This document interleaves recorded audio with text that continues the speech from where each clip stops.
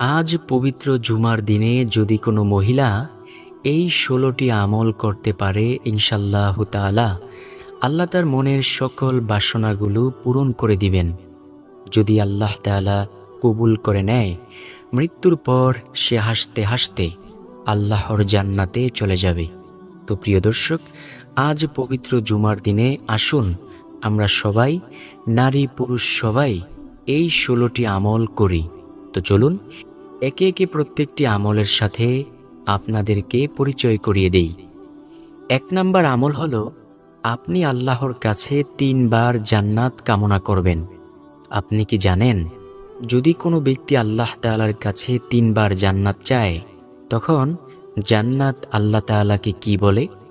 যখন কোনো ব্যক্তি আল্লাহ তাআলার কাছে ৩ বার জান্নাত চায়, তখন জান্নাত বলে, হে দয়ার মাবুদ, আপনি আপনার এই বান্দাটাকে জান্নাতে দিয়ে দিন। তিরমিজি শরীফের হাদিস। প্রিয় দর্শক, যদি জান্নাত চেয়ে থাকেন তাহলে আল্লাহর কাছে প্রতিদিন কমপক্ষে ৩ বার জান্নাত চাইবেন ইনশাল্লাহ। আমরা তো আল্লাহ তাআলার কাছেই চাইব, দুনিয়ার কারো কাছে আমরা চাইব না।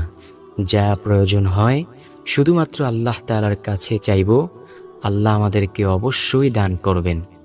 ২য় নাম্বার আমল, যে ব্যক্তি বলবে সুবহানাল্লাহিল আযীম ওয়া বিহামদিহি, জান্নাতে তার জন্য একটি খেজুর গাছ রোপণ করা হবে। তিরমিজি শরীফের হাদিস। প্রিয় দর্শক, ২য় নাম্বার আমল কি বললাম?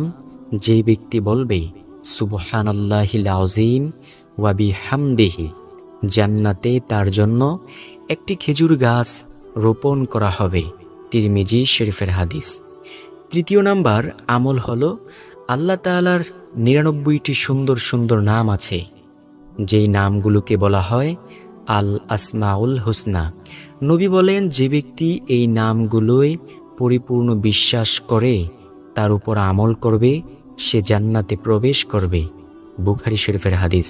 প্রিয় দর্শক, আসমাউল হুসনা এই নামগুলো আপনি গুগলে সার্চ করে পাইবেন।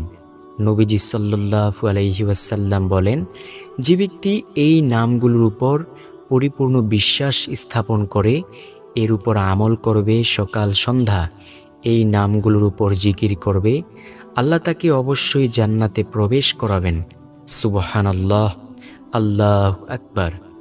৪র্থ নাম্বার যেই আমলের কথা বলবো, সেই আমলটি হলো, নবী বলেন, যে ব্যক্তি আন্তরিকভাবে মুয়াজ্জিনের আজানের উত্তর দেয়, সে জান্নাতে প্রবেশ করবে। নাসাই শরীফের হাদিস।